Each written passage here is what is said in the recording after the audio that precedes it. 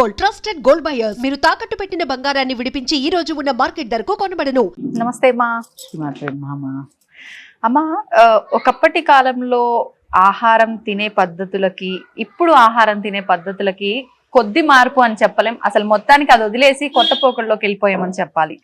అసలు కింద కూర్చొని పద్ధతిగా ఒక పీట వేసుకొని కూర్చొని ఆకులో తినే ఆ భోజన పద్ధతి కాస్త ఇప్పుడు చెప్పులు వేసుకొని నించొని తినటము, ఇంట్లో అయితే ఏకంగా బెడ్రూమ్ లోకి తీసుకెళ్లిపోయి అక్కడే కూర్చొని తినటము, రకరకాల వింతలు విడ్డూరాలన్నీ చూస్తున్నామమ్మా.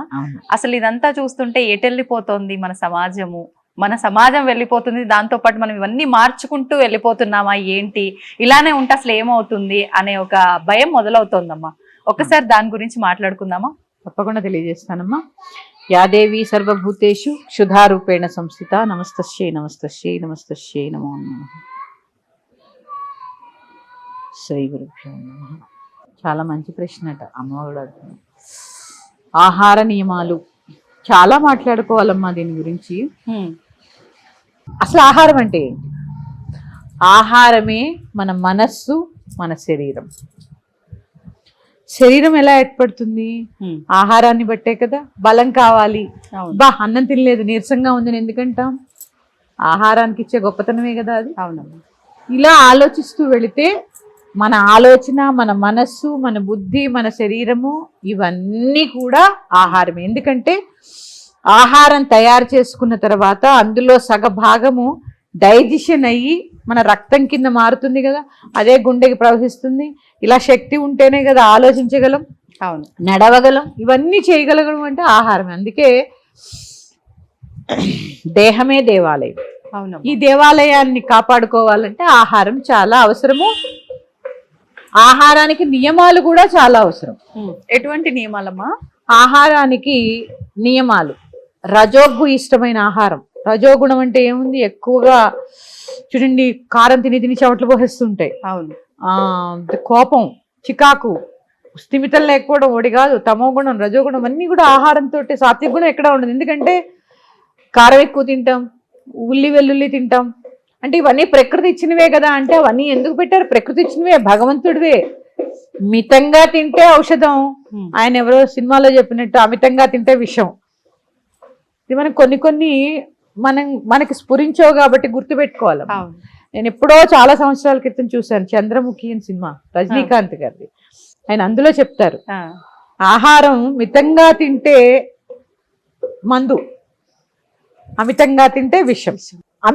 ఇప్పుడు అమితంగానే తింటున్నాం కదా, కారం ఎక్కువ, పులుపు ఎక్కువ, మసాలాలు ఎక్కువ, మరి శరీరంలో వ్యర్థాలు పేరుకుపోయి రోగాలు రాకేమవుతాయి?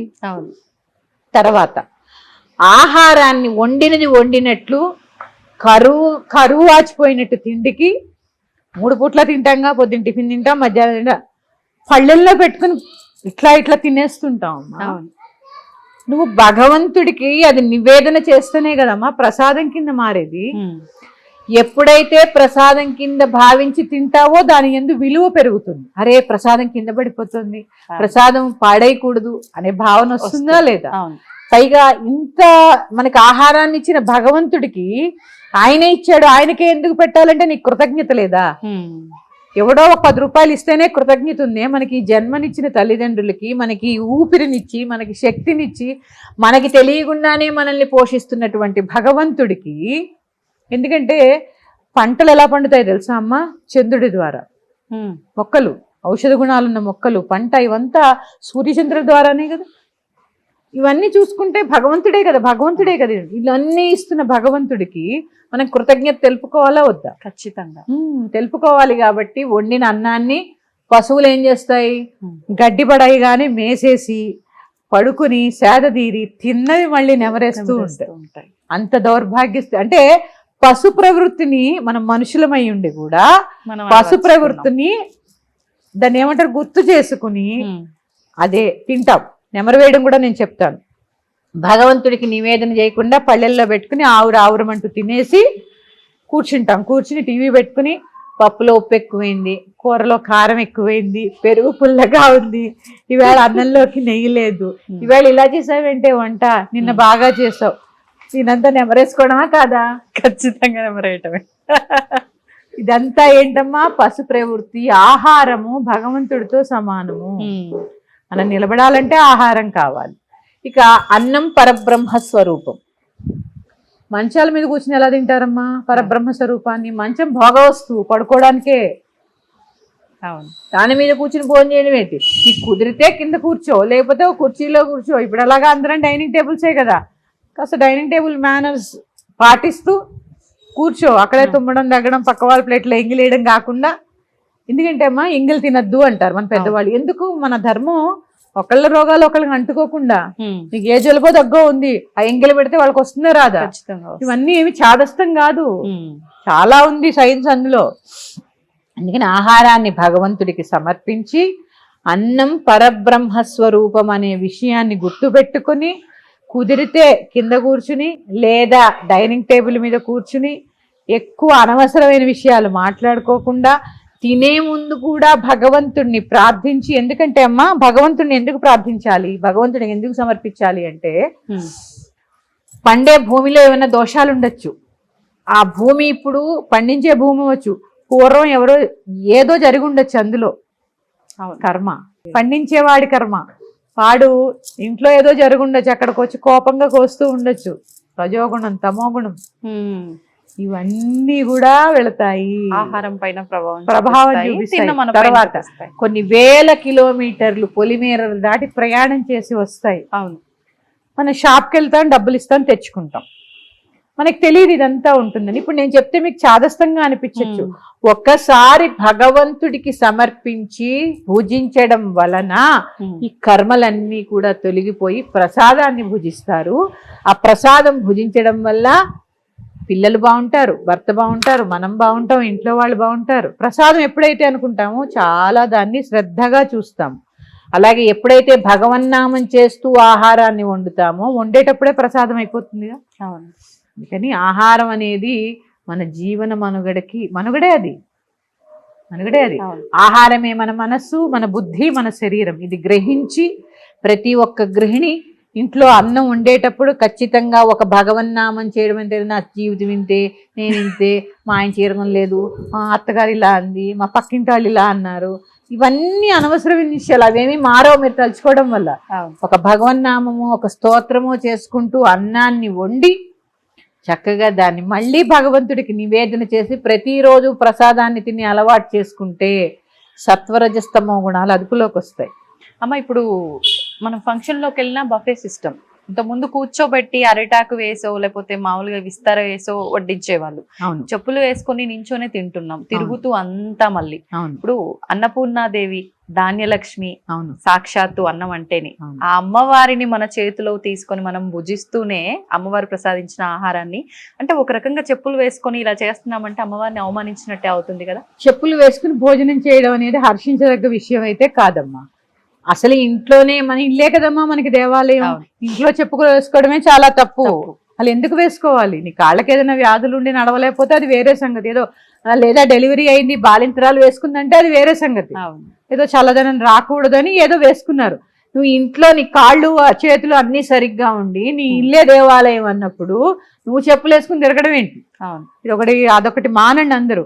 ఆ వేసుకుని తిరగడమే కాకుండా చెప్పులు వేసుకుని భోజనం చేయడం ఏంటమ్మా? తపా తపా తపా శబ్దం చేసుకుంటూ. ఇది కొన్ని చికాలు లేని పాశ్చాత్యపోకళ్లే కదమ్మా ఇవన్నీ.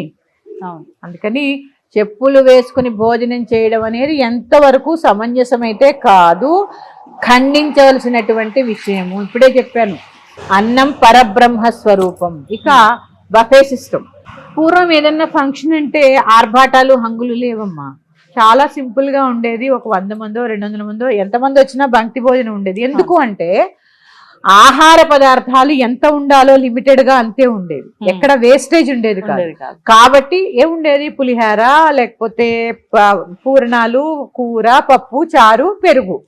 పెళ్ళైతే ఇంకో బజ్జీయో ఏదో ఎక్స్ట్రా, అంతే తప్ప ఇన్ని వేల వెరైటీలు ఉన్నప్పుడు వడ్డను కూడా ఎలా చేస్తారమ్మా? అంటే ఎక్కడ మనం తగ్గాలి? లిమిటెడ్ గా ఆహార పదార్థాలు పెట్టుకుంటున్నప్పుడు వేస్టేజీ ఉండదు, వడ్డన కుదురుతుంది. ఎందుకంటే అన్ని పదార్థాలు లేనప్పుడు ఒక స్వీటు, కూర, పప్పు, హాట్ ఇట్లా ఉన్నప్పుడు వడ్డించడానికి సులువు, తినడానికి సులువు. వ్యర్థాలు ఉండవు, మనం ప్లేట్ పట్టుకెళ్ళి ఇలా అడుక్కోవడం ఉండదు. ఉండదు. ఎందుకంటే అతిథి దేవో భవ అనేది మన ధర్మం కాబట్టి అతిథిని ఎలా గౌరవించాలో అలా గౌరవించాలి. ఇక మీరన్నట్టు వడ్డించేవారు కూడా దొరకనటువంటి పరిస్థితి వచ్చేస్తుందమ్మా. ఎవరు ఓపిగ్గా వడ్డించే, మీకు తెలుసా వడ్డనలో కూడా ఏ పదార్థం ఎటువైపు వడ్డించాలనేది ఒక శాస్త్రం. ఎలా పడితే అలా వడ్డించడం కాదు. ఇంత ఉన్న ఆహార ధర్మాల్ని మనం చాలా వరకు 90% వదిలేస్తాం, మార్చేసాం. ఎందుకంటే మన ఉద్యోగాలు, బాధ్యతలు అంటూ లేదు, ఆచారం లేదు. మా కమ్యూనిటీలో అయితే, కమ్యూనిటీ అన్నా వద్దా, మా వర్గంలో అయితే అన్నం గిన్నె పట్టుకున్నా చేయి కడుక్కుంటాం. ఎందుకంటే అక్కడ ఏది ఆచారంతో పాటు అన్నం పరబ్రహ్మ స్వరూపం అని ప్రతి క్షణం గుర్తుపెట్టుకుంటాం. ఉప్పు కొన్ని పదార్థాలు అన్నానికి తగిలితే మళ్ళీ వాడరు. అవునా? నూనె ఇవన్నీ అంటూ అనేవారు మా అమ్మమ్మలు చిన్నప్పుడు. ఎంతో కొంత మేము పాటిస్తున్నాం, మా పిల్లలు చూస్తున్నారు, వాళ్ళు పాటిస్తున్నారు. అందుకే పాటించడానికి ప్రయత్నం చేయండి. శుచి శుభ్రతలతో పాటు ఆచారం కూడా అవసరం. అవసరము. అన్నం పరబ్రహ్మ స్వరూపము. పెళ్లిళ్ళలో కూడా పదార్థాలు తగ్గించి తక్కువ పెడితే శుభ్రంగా భోజనం చేస్తారమ్మా. ఎక్కువ పెట్టే కొద్దీ ఏ తినాలో కన్ఫ్యూజ్ అయిపోతారు. 50 రకాలు, 60 రకాలు, 70 రకాలు, మనం చేసే 108 రకాల స్వీట్స్ అంటమ్మా. మనిషి అన్నవాడు ఎవడైనా అది కాస్త పెట్టినా కూడా తినలేరు.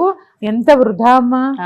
చాలా బాగా చేస్తామంటే 108 రకాల స్వీట్స్ ఎందుకు అసలు, ఎంత వ్యర్థం. ఎంత మంది కొన్ని చోట్ల అన్నార్తులై అన్నమో రామచంద్ర అని ఉన్నారు కదా ఆఫ్రికాలో. పెట్టాము అని గొప్ప కోసం ఇన్ని రకాలు పెడుతున్నారే తప్ప ఇది ఎంతవరకు వృధా చేస్తున్నాం, ఎంతవరకు ఎవరికి ఉపయోగపడుతుంది అనే ఆలోచన లేదు. ఏమన్నా అంటే మాకుంది మేము తింటున్నాం, లేని వాళ్ళ సంగతి మాకెందుకు, మీరు ఎందుకు చెప్తున్నారు ఈ సోదంతా అంటే. ఆలోచించండి, మీకు మీరైనా అన్నపూర్ణాదేవిని వృధా చేస్తున్నారేమో ఒక్కసారి ఆలోచించుకోండి. మళ్ళీ గుర్తు పెట్టుకోండి, దేహమే దేవాలయము. ఈ దేవాలయాన్ని కాపాడడానికి కావాల్సింది ఆహారానికి ఖచ్చితంగా ప్రసాదంలా చేసి భుజిస్తే మీరు వండుకోండి అమ్మా, అంతే. ఉల్లిపాయ వేయండి, ఏదైనా ఆవిడ నివేదన చేసి శ్రీమాత్రే నమః మంత్రాలు రావు, చక్కగా ముందు పెట్టుకోండి. శ్రీమాత్రే నమః అనుకోండి, ఓ నమః శివాయ అనుకోండి, నమో నారాయణ అనుకోండి. సమర్పించి తినడం వల్ల సమర్పణ భావం కూడా వస్తుంది. షేరింగ్ ఈజ్ కేరింగ్ కదా, ఆ భావన కూడా వస్తుంది. అన్నాన్ని పరబ్రహ్మ స్వరూపంగా భావించి అందరూ కుదిరినంతలో నియమాలు పాటిస్తూ మంచం మీద కూర్చుని ఎట్టి పరిస్థితుల్లో భోజనం చేయకుండా ఒక టేబుల్ ఏర్పాటు చేసుకుని అంది మీద పెట్టుకొని ఎడం చెయ్యి కుడి చెయ్యి ఇలా అన్ని పెట్టుకోకుండా శుచిగా శుభ్రంగా వడ్డన చేసుకుంటూ భోజనం చేయాలని అందరినీ కోరుకుంటున్నాను. మరి యొక్క అంశంతో మీ ముందుకు వస్తాను. శ్రీమాత్రే నమః. స్వస్తి. శ్రీమాత్రే నమః.